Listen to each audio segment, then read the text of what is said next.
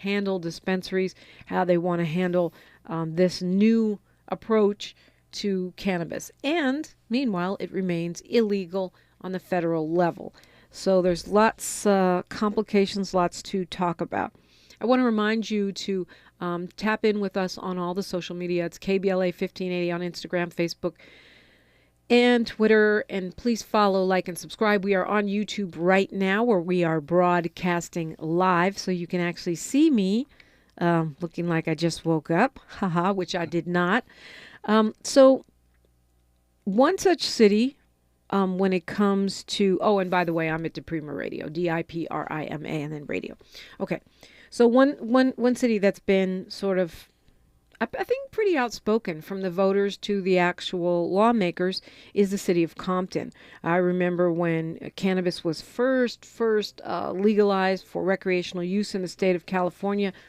Compton was very outspoken and clear that they were not going to have dispensaries in their city. Might surprise you, given it is the birthplace of some of our most rap artists who most like to celebrate cannabis, chronic, what have you.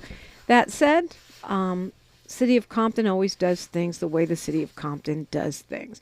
Joining me right now here in studio, we have the council member who represents the 2nd District for the City of Compton. He was sworn into office after former council member Isaac Galvan was removed for voter fraud. Council member Andre Spicer, welcome. Thank you. I appreciate it, Dominique. Thanks How are you? For coming in. Good to see you. Great to see you. And we're also being joined by David Welch. He's an attorney with Enso Law. It's a boutique law firm with a focus on representing emerging companies and governments. The practice areas include intellectual property, immigration, litigation, civil prosecution, and real estate. David Welch, good morning. Good morning, Dominique. Thanks for having me. Well, thanks for coming in. So I kind of laid it out a little bit in terms of Compton's specific journey with the issue of cannabis. I've had Compton residents call into a different show that I used to host, yelling at me for being too pro-cannabis, saying they didn't want it. They didn't want dispensaries in their city. Is that pretty much still, where you are, not just, as government officials, but as your residents? So our residents have voted twice to not have cannabis in the community. Now, with that being said, our average age in Compton is 30 years old, but the average voter is 65.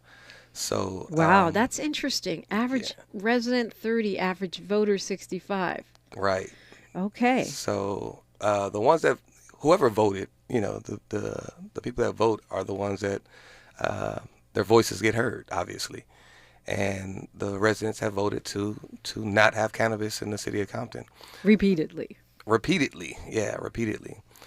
And so, that's our stance as a government, is that we have to get rid of the cannabis in the community. And because you're elected to represent the people, and that's what they want. Correct. And so the illegal dispensaries that we have aren't the typical dispensaries that you would come across. You're in your Hollywood, your Long Beach, in areas where they have legal marijuana dispensaries.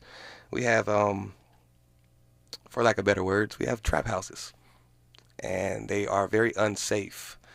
We have plenty of reports of robberies, murders, fights, and different things like that happen there.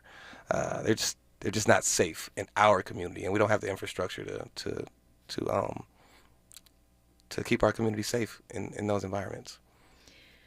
I don't know how old you are, but you're definitely not 65. No, I'm 41. I just turned 41. So apparently the 65-year-olds voted in a younger council member.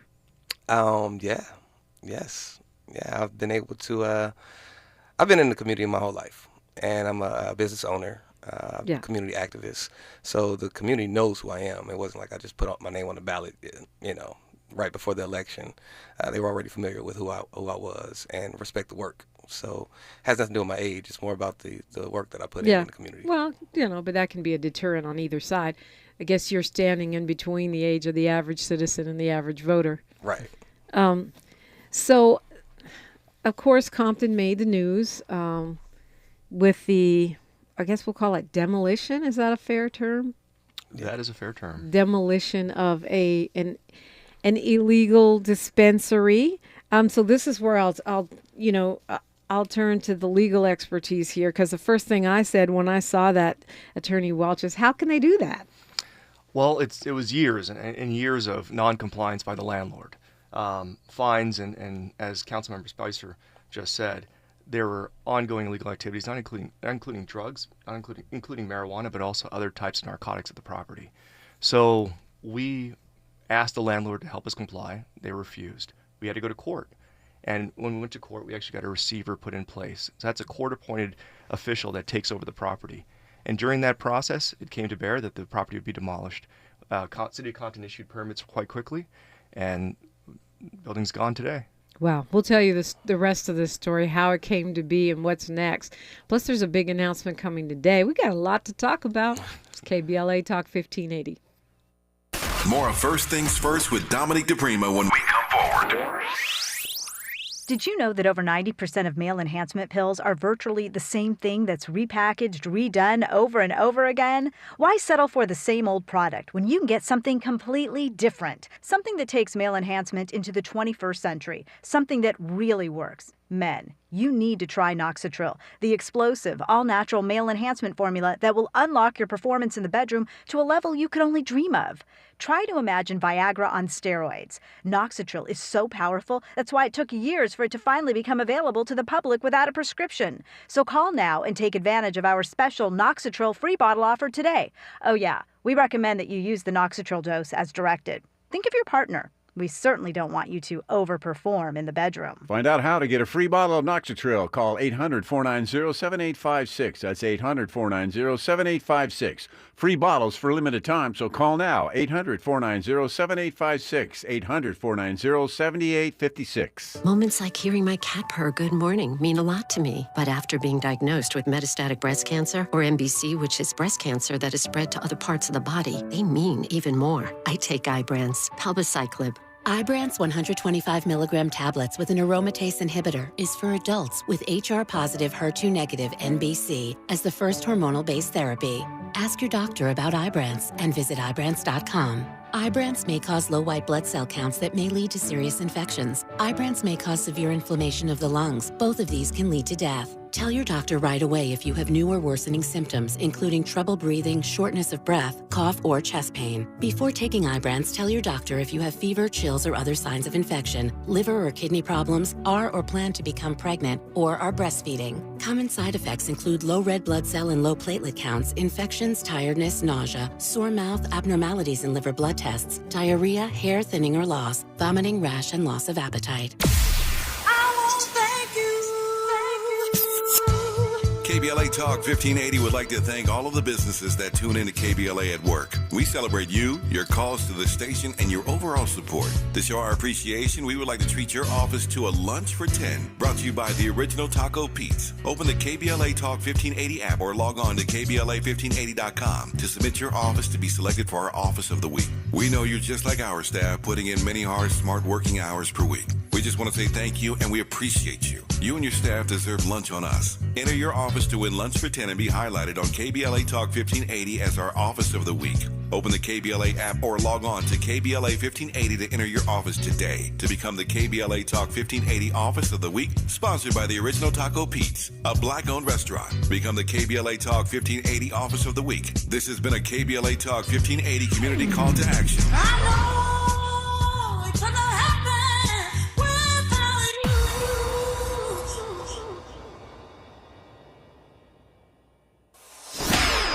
Gotta stay fresh, my house shot with a rest bar,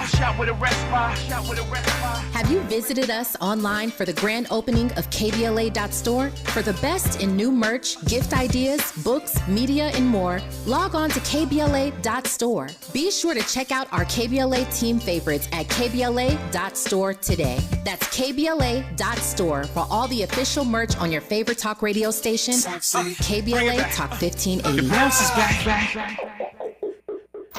The conversation continues right now with Dominique DiPrima on First Things First. Yep. conversation continues, and Compton is in the house. Councilmember Andre Spicer is here, and Attorney David Welch is here. Right before we broke, there was this cliffhanger, right? So this dispensary is in receivership. Councilmember, you called it a trap house. Yeah. And then at a certain point, the city quickly authorizes the demolition. It does. That's correct. And then what happens? I mean, I think a lot of us were like, wait, what? Does that mean the city can just come and destroy my business anytime they want to? Absolutely not. Absolutely not.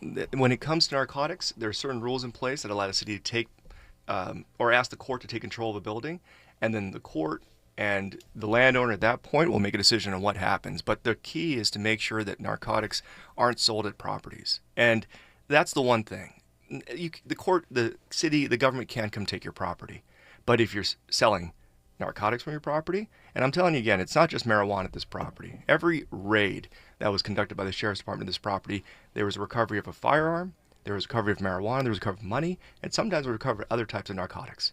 So if you're not selling narcotics illegally at your house or your property, the government's not going to take your property. But if you do, then the government might ask the court to take that property over. So to be clear, right now, if you see a dispensary in the city of Compton, it is illegal, period. All dispensaries are illegal In the city of Compton. Now, that doesn't mean if I'm a resident of Compton and it happens to be the 20th of April that I can't blaze one. Oh, no. By all means. We don't mind that at all. You know, it's You just have to come to LA and get your weed. Just, you know, all you got to cross over that city line. But some people would be like, okay, so you're taking away jobs, you're taking away opportunities. These locations aren't legal, which means they're not paying taxes. And they're not benefiting the city at all. Now, yes, are they employing people? I mean, yeah. What illegal activity doesn't employ people? Just because you're employed doesn't mean it's you're doing right by the community. And there is a space where, you know, we could have legal dispensaries, and it could flourish, and we could receive tax benefits from that from the marijuana industry. But we don't have the infrastructure right now, and without the proper infrastructure. Okay, so you set yourself up for this question, which is, you know, the street takeovers, the whole mini mayhem at the gas station. And we heard from the Sheriff's Department, well, we don't have the resources to stop that, to which I call BS. I mean, the LA County Sheriff's Department, that same Sheriff's Department, that one, that ginormous Sheriff's Department that runs our jails, they don't have the resources to stop people from taking over one gas station in Compton. Is that the infrastructure we're talking about? That's the infrastructure we're talking about. If I can't keep my residents safe in Compton, then I don't want to endanger the residents. I mean, agreed, but now, City of Compton pays the Sheriff's Department a lot of money, council member. This is you telling true. me you can't protect the gas station? That's really what I'm supposed to believe. So now this is definitely a question for the Sheriff's Department. Right. Because I mean, I'm True. not going out there with a badge and stopping anything. But we do pay our bill. We do pay for protection. We do pay for the service. That's definitely a different conversation. Right. No, I mean, I know that it is. But when we see, you know, that's why I said you set yourself up for that question, because you said, well, we can't have these dispensaries because we don't have the infrastructure to keep them safe. Yes. And that seems to be the same argument that I'm hearing about a gas station takeover. We don't have the infrastructure to keep us safe. And to be fair, you know, because I think Compton does get painted unfairly still. Yes. Most of those people that were not from Compton, they were from the city called Instagram.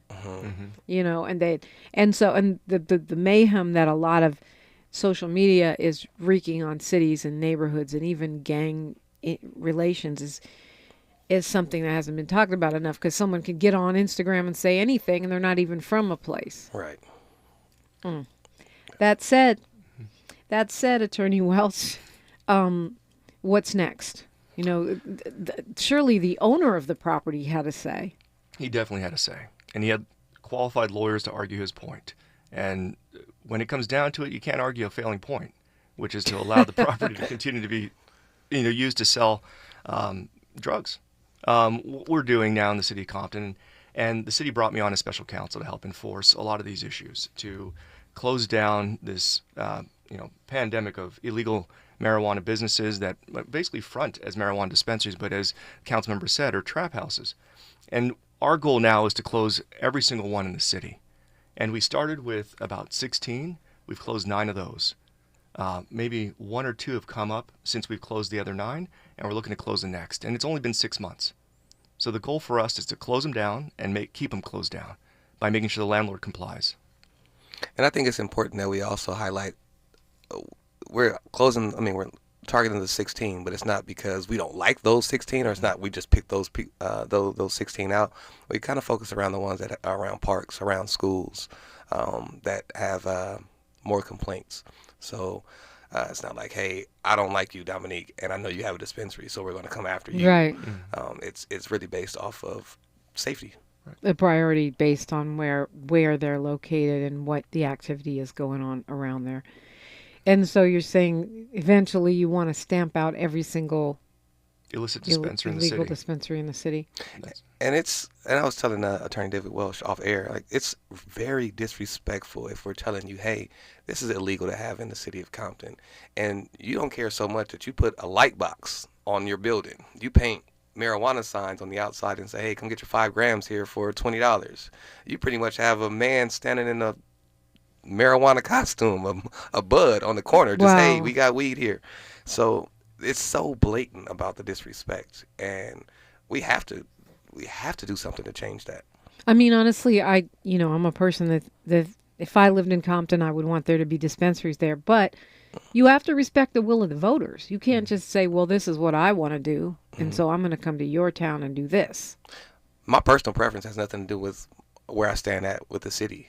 Right. If people want marijuana, vote for it. It's really just exercising your right to vote. If my issue with our community is we're reactive and not proactive. We wait till something affects us before we have something to say about it.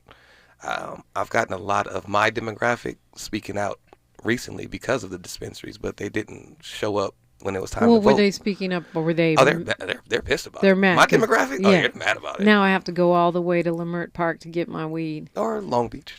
Right? Forget Long Beach. No, just kidding. But yeah, I mean, I can see that. I was surprised because I know that I'm sure those voters, the 65 plus that are voting, were standing up and cheering. Mm-hmm. Yeah. And then you have another demographic that's not so happy. Right. What do you say to them, Attorney Welch? I'll say we all agree that the rule of law matters.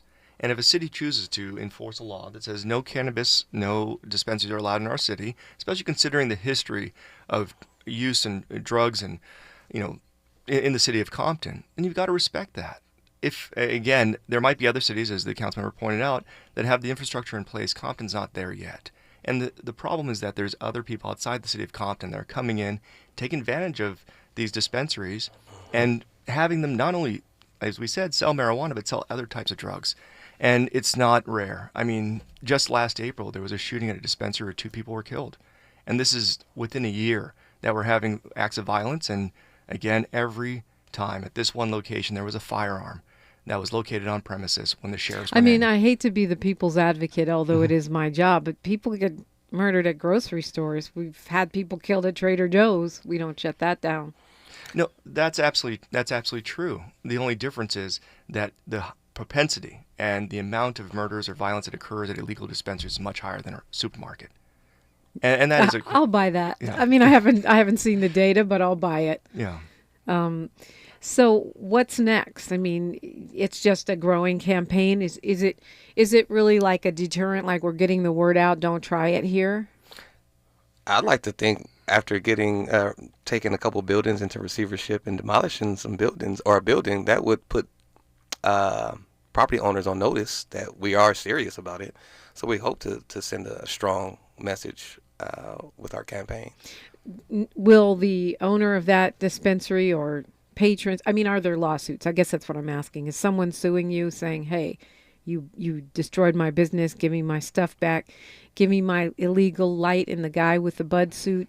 Well, I need all that stuff back. Well, our job starts with the lawsuit. So we actually start the suit and we sue the landlord. We sue the illegal dispensary. They can try to countersue, but there's no right to illegal product. So the light that they use to sell or set up and advertise their illegal dispensary, they don't have a legal right to it. But the lawsuit's continuing. So, is there a replacement? I mean, what do you do with that space? What are you encouraging? If you're discouraging the illegal dispensaries, what are we encouraging? When it comes down to it, my job is to enforce the law and work with the city attorney to advise on that. The landlord, still has ownership of the property, even though it's under receivership by the court. That just means he can't control the use of the property while it's in receivership. And he has said he has proposed other alternative uses. We're yet to see if that's to come to light. I mean, he's owned the property for some years, and an illegal dispensary was operating there was 4 years that the illegal dispensary was operating there. So I'd like to see what that owner, if he continues to hold ownership of the property, decides to do with it. And we just got a couple of minutes here, council member, before news, traffic, and sports. We'll continue on the other side, and then that's where we'll hear about your big announcement today. Okay. I love that you're here at KBLA, the only black-owned talk radio station west of the Mississippi, to make that announcement. I know it's going out to the general press later today. Yeah. But we love being first. We appreciate that. What do you piggyback on what Attorney Welch said? As he said, his job is to enforce the law, but your job is a little more than that. As a council member, you've got to represent the people, what they want, even if when you're getting pulls from opposite directions from your constituents. But it's also about being a visionary, right? Right. We're encouraging more businesses to come to the city of Compton and trying to just be a little more business friendly. We're looking for more restaurants. We're looking for lounges, bars, and different things that just come to the city. We don't have many recreational things to do in our city, so that's kind of more along the lines that I'm pushing for right now. Things to speak towards entertainment, family entertainment right now in the city, and we don't have a sit down restaurant in Compton. So these are the things that I'm pushing to have, and if and once we get the proper infrastructure, then I think we can come and revisit this particular topic. But right now we have to get our house in order and put some more respect on our name. Yeah. Well, I mean, it's weird because Compton, on the one hand, is world renowned for arts, culture, and swag. But on the other hand, I think does get an unfair continues. I mean, even when you say, "Oh, these aren't regular dispensaries," everyone's like, "Oh, no, it's the Compton version." At the same time, we hear all of this talk about gentrification and how property values are going up in Compton and many residents are being pushed out. So it's kind of confusing. And, the whole thing about not having a sit-down restaurant, I mean, that's still true in many parts of South LA, in LA, not just Compton. I mean, that's, for some reason, folks want to buy our houses and kick us out of the neighborhood, but they don't want to quickly put up sit-down restaurants and the kind of markets where you can get organic produce and things like that are still lacking pretty much anywhere where black people live. I want to find out what the Illegal Dispensaries Task Force, where they're really at, when we come forward on KBLA Talk 1580. KBLA Talk 1580 is an intervention. When we come forward, includes you. KBLA Talk 1580, turning pain into power. It's a Thursday, April 20th. I'm Mike Moore. Here's the latest from the Black Information Network. A tornado near Oklahoma City is being blamed for the deaths of at least 2 people. The McLean County Sheriff's Office says more deaths are possible as search and rescue efforts continue in Cole. Now, that's a tiny town just south of Oklahoma City, where the tornado hit on Wednesday.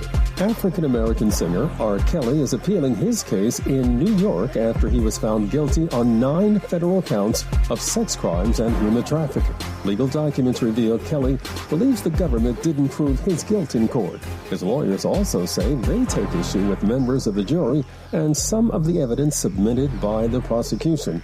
Now, Kelly is asking the court to reverse the convictions or order a new trial. And that's the latest. I'm Mike Moore from your 24/7 news source, the Black Information Network and BINnews.com.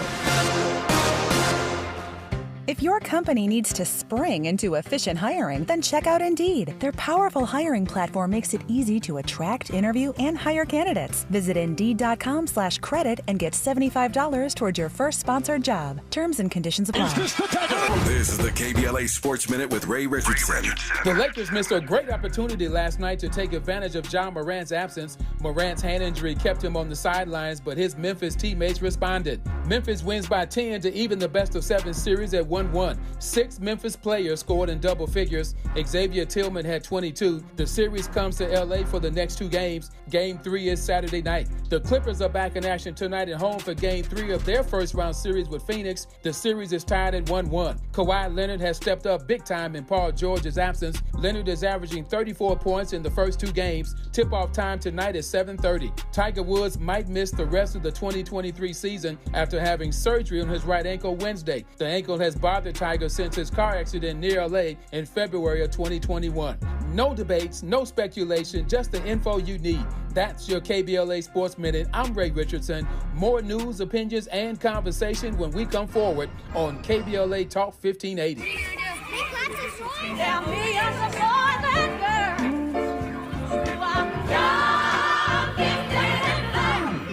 I'm young, gifted, and black. At KBLA Talk 1580, we do more than just talk. Hey there, I'm Jared Hill, president of the National Association of Black Journalists of Los Angeles, and I just want to say thank you for the benevolent $10,000 donation and scholarships for the next generation of black journalists. And I'm Haywood Galbraith, photojournalist and founder of the Minority Photojournalism Institute. Thanks, KBLA, for your generous $10,000 scholarship gift to help us train the next generation of black photojournalists. Congratulations to all the students who will benefit from the scholarship dollars raised at our Black History Month luncheon, honoring black legends in LA media. When we come forward at KBLA Talk 1580, we're bringing everybody with us. Everybody with us. Everybody with us. Everybody with us. Everybody with us.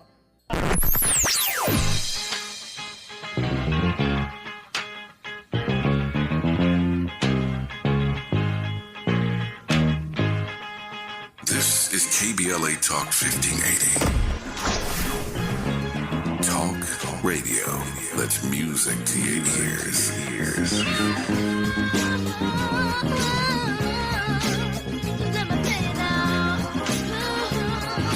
We're unapologetically progressive. KBLA Talk 1580. KBLA Talk 1580 congratulates U.S. Olympic gold medalist and Hall of Famer Jeanette Bolden Pickens, owner of the 27th Street Bakery. 27th Street Bakery sends a huge thank you to the community for all its support during the pandemic, serving the Los Angeles community with their signature sweet potato pie since 1956 and third-generation baker. The goal has never changed. Keep the business thriving for generations to come. Made with the freshest ingredients in each yam peeled by hand. 27th Street Bakery puts the home back in homemade with its signature vanilla added to all its amazing products, pies, cakes, cobblers, tea cakes, and the newest item, creamy sweet potato cheesecake. Call 323-233-3469. That's 323-233-3469. Have your order shipped by visiting 27thstreetbakery.com or stop by 2700 South Central Avenue, Los Angeles, California, 90001, Tuesdays through Saturdays, 8 to 4. KBLA Talk 1580. We've got a lot to talk about.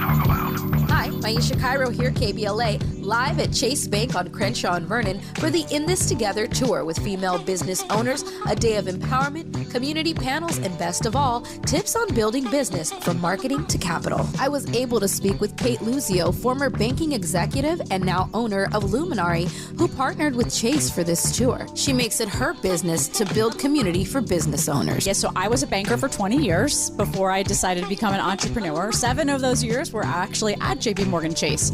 One of the biggest things that I had going into my entrepreneurial journey was a big background in banking. So what advice are you giving business owners looking for financial backing today? So Chase brings in so much knowledge and the opportunity to understand what financial tools are out there for business owners to build, grow, and scale their business. A lot of business owners will say, well, I need to get a loan immediately. Well, you wouldn't just lend money to your friend if you didn't know why they needed it. I tell every business owner, you need a business plan, you need financial projections, you need a banker. because you have to start building a relationship with a banker so that they get comfortable with how you're going to build that business and so that they can eventually support you in different ways. Makes sense. So visit the Chase Community Center on Crenshaw and Vernon. Meet a banker today. Tell them about your business. I'm Aisha Cairo in the community for KBLA with JP Morgan Chase. At KBLA Talk 1580, we do more than just talk. You got a big mouth. Hello, Joe, you're up. Welcome. We're unapologetically progressive, and we don't black down. We don't, and neither do you. Councilmember Andre Spicer from the city of Compton is here. Attorney David Welch, special counsel for the city of Compton, is here. And it is it's kind of like an anti-cannabis crusade, but that's their rule. That's the law in the city of Compton, the policy, if you will. No legal dispensaries, which means that all the dispensaries you see are illegal. There will be a press conference today with the mayor, Mayor Emma Sharif, other members of the city council, including yourself, Council Member Spicer, and of course, Special Counsel Welch will all be there to talk about the progress of something called the Illegal Dispensaries Task Force. I mean, it's kind of somewhat what we've been talking about so far, but I guess to me, the big announcement seems like is the scope of it. I mean, this seems like a huge project for the city. It's something that our city has been, obviously, like I told you before, we voted it down. Our voters voted the marijuana dispensaries down twice. And for the last 4 or 5 years, they have come to our city and done what they want to do. And now we actually get a chance to respond. We actually get a chance to give our voters and our residents what they've asked for, which is to shut down the illegal dispensaries. So for us, this is a major thing because we have maybe a couple major public safety issues in Compton, and dispensaries are at the top of that list. And so, yes, this is a huge deal for the residents. So part of the task force includes lawsuits. I'm reading here 30 different defendants, including banks. That's financiers, those that finance, hard money lenders, even brokers, the ones that find the illegal dispensaries and put them into the location. Those are the people that we're going through. We're going through the whole, as they say, capital stack, or the whole ecosystem of illicit cannabis, from the grower to the financier to the dispensary, including the landlord. And it's all about suing them to get them to shut down? That's correct, getting them to shut down, but also we're going after penalties and fines against them as well. To the tune of? You know, it goes, one landlord was at $22 million, another landlord goes up to $192 million. Wow. I mean, that's, for a small city like Compton, that's a chunk of your budget, no? That is the budget. That is the budget. Wow. And so, I mean, well, first of all, will you ever see that money? Second of all, there's a side of me that thinks about Ferguson and how police departments and cities have used fines and penalties against, businesses and individuals to kind of balance their budgets. The first question is, will we see that money? The reality is that it's my job to enforce, obtain a judgment, and then if there's assets, go after those assets that are owned by the landlord or the legal operation. Our research tells us there's a lot of persons and companies with money that are supporting these illicit cannabis operations. Do we think we'll get it all? Maybe, but it's more likely we'll get some of it. How that money's spent, that's really the council members. Yeah, but not only that. I mean, there's on the one hand, I say, okay, good, go after the persons, not just the person selling that, but the person that makes it possible. But on the other hand, I think, well, is this, something like what we've seen with forfeitures and excessive ticketing of black and brown people? Is this the city balancing their budget on the backs of illegal businesses? Not at all. Not at all. This is a deterrent, and it was put in place not only by the state. These are fines that the state imposed to deter cannabis. I mean, at this point, something like 65% of cannabis in California is illicit, of a $12 billion industry. I mean, there's tons of illegal dispensaries in the city of Los Angeles where they are legal. I know the Department of Cannabis Regulation here is talking about giving a sticker out so you can tell what's legit and what's not. For me, I just go find someone and buy black. You'll know, because they had to fight for that license. But so we're talking about dozens of people and institutions, suppliers that are now being sued by the city of Compton. That's correct. As a means of not just shutting down these dispensaries, but penalizing them with fees and fines. And making sure that this activity doesn't reoccur. You've seen, and Councilman referred to this before, where there would actually be a dispensary closed down in the morning. It'd be back open that afternoon and supplied with cannabis and people working there. The way you stop that activity is go after the source of it, which is greed. And if we can disincentivize people by knowing every dollar you make, you'll lose 2 or 3, we hope that has the effect of stopping the illegal sale of cannabis.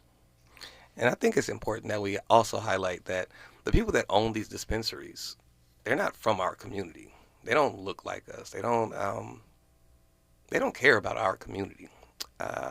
And so it's not like we're going after our residents. We are actually going after people that's coming from outside of our community, taking advantage of our community and making money off the backs of our community illegally.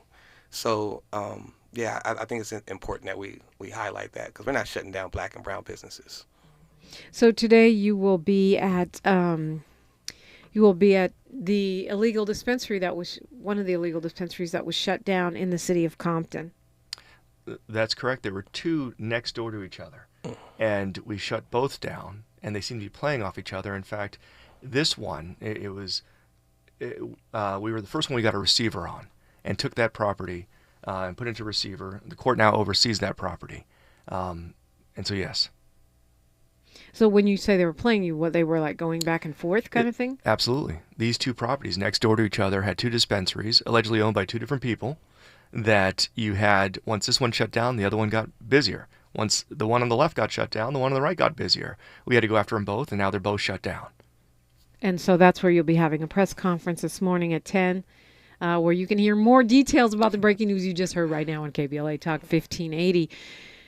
Andre, when back to my question to you about being a visionary, as we hope our electeds will be. Right. I mean, we'll settle for public service, but visionary is nice. What do you see? What's your ideal of where this is going? Let's say you guys, you started with 16. I don't know how many there are. Let's say there's 100 illegal dispensaries in the city of Compton. Mm-hmm. What's next after? Let's say you managed to do something amazing and shut them all down. So once we shut down all the dispensaries, we can start to focus on bringing in other businesses to help build up our community. There's a lot of different industries that we need to get into, and we have a lot of brown space, a lot of empty lots that we can start utilizing. One of my issues, my platform has been public safety, economic development, housing, and culture. So I try to stick to that. So right now we're focusing on the public safety aspect of things. After that's done, then we can start looking at the economic development. We can't bring businesses in if people are scared to come do business in Compton. So for me, first, it's the public safety, and then we work on the economic development. I mean, people being scared, a story like the gas station takeover is going to make businesses scared to come. For me, mm-hmm. I know as a news person or a person who delivers news that a lot of times those stories are not necessarily representative of a whole city. No. It's like when my people on the East Coast call me and say, "Are you okay? California's burning." Yeah, well, it's burning, but South LA is not burning. Yeah. Right? How representative do you think? Because on the one hand, we hear, the street takeovers are so common in Compton and people are really angry and the residents are calling, I guess, the city council. Mm-hmm. On the other hand, we hear, we want businesses to come. So, again, in order for us to get more businesses, we just have to make our community safe. Residents don't feel safe. You have the takeovers happening. You got people running into their houses, their yards. We were just at a council meeting on Tuesday. A family came and talked about how their family member was killed from just walking across the street at the end of a takeover. And so I'm listening to these stories, and I'm trying to figure out ways that we can address these issues, because I have to figure out ways to make our community safe. So what are the resources? Where do we are we reaching out to the CHP? Are we getting them involved? Are we building our relationship with the sheriff department? What's their plan of action? So that's been my... I mean, is it, I don't know, at least in LA, maybe I'm just thinking of my perspective. To me, police don't equal public safety. I mean, it's one piece of the puzzle. That is one piece of the puzzle. puzzle. But it's certainly not the only thing. And they just told you they don't have the means to stop people from taking over a gas station. I mean, that's what the sheriff's department said. And so what's plan B? That's where we have to start to get creative. Right. And, we can't put all of our plans out just now, but we have to get creative. In other words, you guys are working on stuff, and it's an A and B conversation, so I can see my way out. We're definitely working on some things. I mean, we've heard about these installments at intersections, which are supposed to make it harder to do a street takeover, but can you do that on every inch of the city streets? No, we can't. We did the dot bots. Yeah. And in some cases, they had some success. Obviously, if you want to burn out on dot bots, you can. But what it is, it's more of a deterrent. It's more like, hey, we can go to another location. And that's what they do. They go from one location to the next. If you have bot dots on Compton and Santa Fe, they'll move to Compton and Long Beach. You know, they'll just move around. So the dot bots were a small deterrent, but that's not the answer. It's just not the answer. Okay, well, I mean, I think you said public safety first. Yes, ma'am. Business is increasing, and then we'll get to the next part when we come forward. I so appreciate you guys coming and spending the hour with me today. I know you guys have a busy day today. Councilmember Andre Spicer and Attorney David Welch are my guests, and you're listening to KBLA Talk 1580. She's reclaiming her time on KBLA Talk 1580. More First Things First with Dominique DiPrima when we come forward. Twitter Inc. no longer exists. Maisha Cairo here with your K-Black Minute News, brought to you by Lendistry. Twitter Inc. no longer exists. Its incorporated name is now X Corp. This is the name of its owner and CEO, Elon Musk's long envisioned Everything app. This is a credit to Musk's aspirations for the company. He's quoted saying he wants to turn X into the biggest financial institution in the world. Confused? Well, he'd like to turn the app into a wide-ranging service, something like China's WeChat, like a peer-to-peer mobile payment platform where users can earn interest on their cash like at a bank. He has also suggested several services in-app, including ride-hailing and food delivery. Give us your thoughts on X and more on Twitter at KBLA 1580. Life is uncertain. It's okay to feel stressed, anxious, worried, or frustrated. It's normal. With CalHope's free and secure mental health resources, it's easy to get the help you and your loved ones need when you need it the most. Call our warm line at 833-317-4673 or live chat at calhope.org today.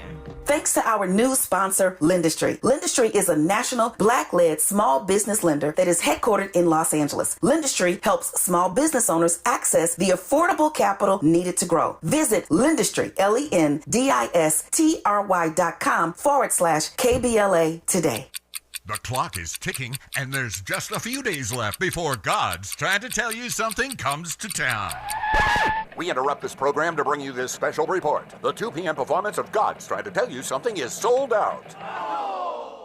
That's the bad news. The good news is there's one last performance. Saturday, April 22nd at 7 p.m. at the Wilshire Ebell Theater. Get your tickets now And be in the house. see what everybody's talking about. All remaining seats only $50. But hurry before they sell out again. Tickets on sale now at eventbrite.com and godstryingtotellyousomething.com. It's a night of theater you'll never forget. It's God's Trying to Tell You Something. Be a part of the live studio audience. He's trying to tell you something. Don't miss it. your ancestors' favorite radio station, and your favorite morning show host. Let's get back to Dominique DiPrima right now. You are back to me, and you're back to Council Member Andre Spicer from the city of Compton, Attorney David Welch, who's a special counsel for the city. They've got a big press conference today on 420. They're kind of the buzzkill for 420, which is their task force to eliminate illegal dispensaries in the city of Compton. Of course, the big hot topic for years in Compton, one of them, besides the dispensaries, the things that I've been yelled at about Compton on my radio shows are potholes and pot. Yeah, potholes and pot. Potholes and pot. That's what people are mad about. So what's the status of the pothole situation? Maybe you can give some advice to the city of LA that now has even more potholes than Compton. I don't know if we're in a position to give advice. But no, we've had a huge pothole issue for a number of years. And over the last couple of years, we actually have been getting a lot of potholes filled and just getting our streets redone completely.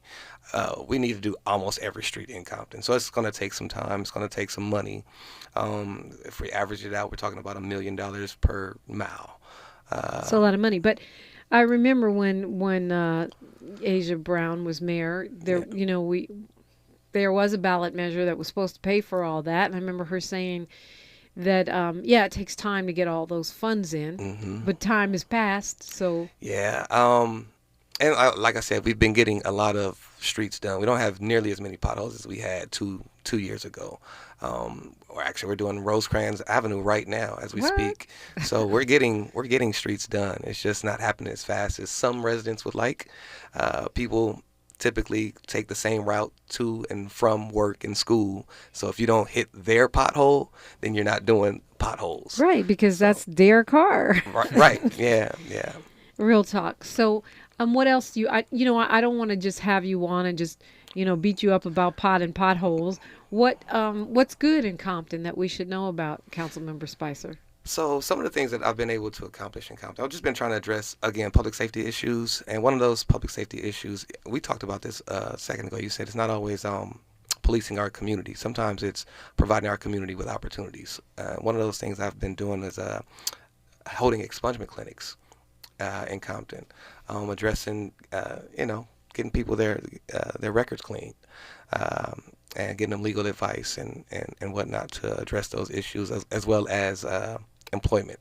So we had, I've done 2 resource fairs where we had expungement clinics and about 20 to 30 employers hiring and interviewing and hiring on the spot. So that's one aspect. And then we're also addressing, we don't have many things for children to do in Compton. It's not much recreation. The parks have been shut down since COVID, and we haven't done anything for the children. So I have 2 after-school programs coming, and for the summer, we also have a gang intervention program that we're launching this summer to try to just address, obviously our gang activity.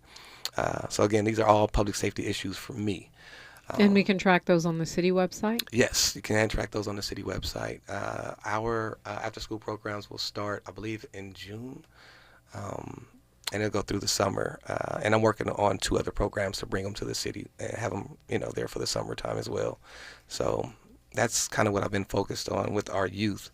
That's ComptonCity.org, right? Yes, Compton City. ComptonCity.org. When we come forward, we'll give you the opportunity to share what you want to share, what you want to leave us with this morning, what you want to have top of mind for us when it comes to the city of Compton, and your crusade around these dispensaries, but also the city in general, the future of Compton. It's KBLA Talk 1580. A safe place to go loud. A great place for progressive politics. KBLA Talk 1580. Mom's early Alzheimer's diagnosis was hard to take.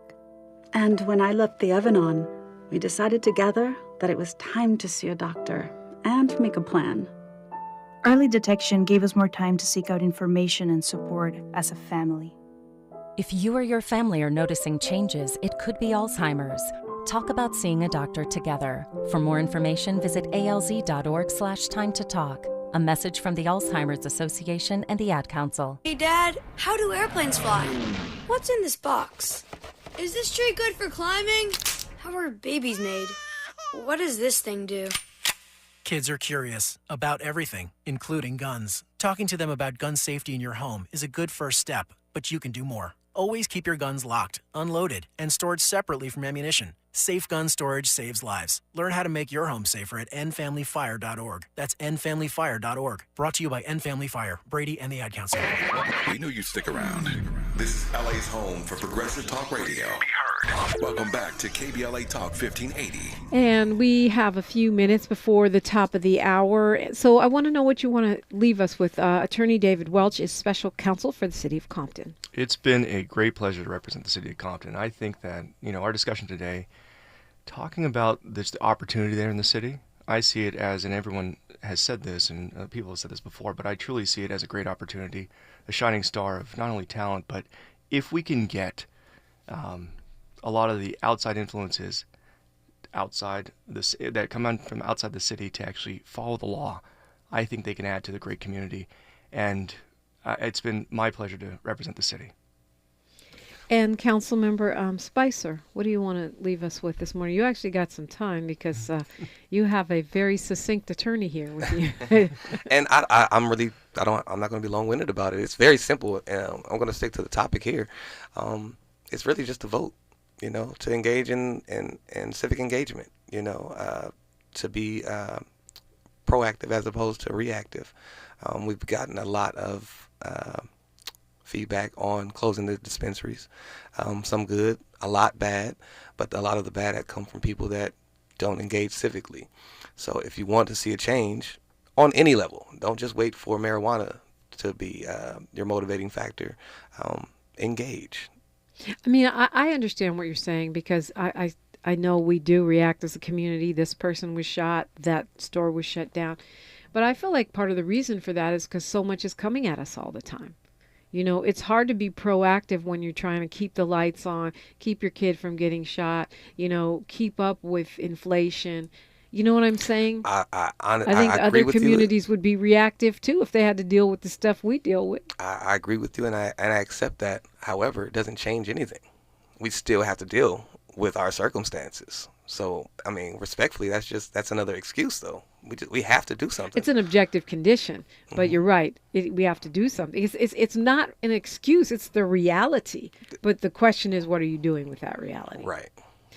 Congratulations to you, by the way, Councilmember Spencer. I understand you're the youngest council member ever elected there. I know we had a baby mayor at one point, but I think you guys are about the same age. We are, and I appreciate that. It was a struggle to get here, but I had a lot of support from the community, and I'm just happy to be here representing. And it's most important that I'm effective now that I'm here in this position. Right. You got 60 seconds for other younger people to get involved. I mean, something inspired you. What inspired me is I don't like to be told no. And so I was doing a lot in our community as far as as far as like events and things like that. And I had a couple council members that wanted to oppose me. And that really motivated me to get involved, honestly. It was really just a direct attack on me and my business that made me kind of get more involved. You're like, ha, ha, ha, then I'll be a council person. I'll be back. I'll be back for real. So for folks that want to follow, comptoncity.org, if you want to find out about the programs, some of the gang intervention, the after school that are launching in June. And of course, you can tune in today. I'm sure it's going to be everywhere on this 420 day about the measures you're taking to shut down illegal dispensaries in the city of Compton. Council member Andre Spicer, attorney David Welch, thank you for being here. Thank you for having us, Dominique. Next up, we're going to meet one of the major cannapreneurs in the state of California. Benita Beaumoney joins us on 420 KBLA Talk 1580. KBLA 1580 Santa Monica.